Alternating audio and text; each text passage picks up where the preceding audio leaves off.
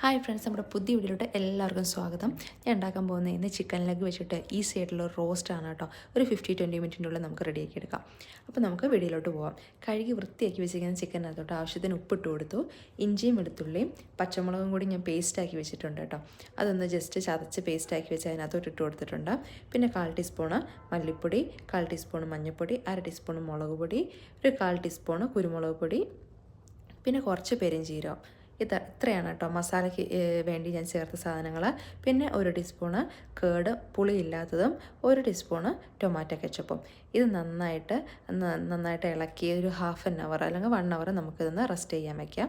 Rest ചെയ്യാൻ വെച്ചതിന് ശേഷം പാന് അടുപ്പത്ത് വെച്ച് ചൂടാക്കിയിട്ട് നല്ല വെളിച്ചെണ്ണ ഒഴിച്ച് കൊടുക്കുക. എന്നിട്ട് ചിക്കൻ്റെ ലെഗ് ഓരോന്നായിട്ട് ഇട്ട് കൊടുത്തതിന് ശേഷം അതൊന്ന് വേവാൻ വേണ്ടിയിട്ട് ഒരു 15 മിനിറ്റോളം അങ്ങോട്ടും ഇങ്ങോട്ടും മറിച്ചിട്ട് നമുക്കത് വേവിച്ചെടുക്കാം. അതിനുശേഷം ഒരു സബോള ഒരു തക്കാളി ഞാൻ എടുത്ത് വെച്ചിട്ടുണ്ട്. അത് നന്നായിട്ട് ചെറുതായിട്ട് അരിഞ്ഞ് വെച്ചേക്കുക.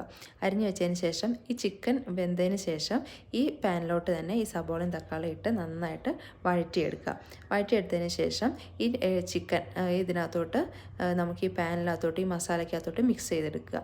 അപ്പോൾ ഇത്രയാണ് കേട്ടോ നമ്മുടെ ചിക്കൻ ലെഗ് റോസ്റ്റ്. ഈസിയാണ്, സിമ്പിളായിട്ട് ഇത് ഉണ്ടാക്കിയെടുക്കാം.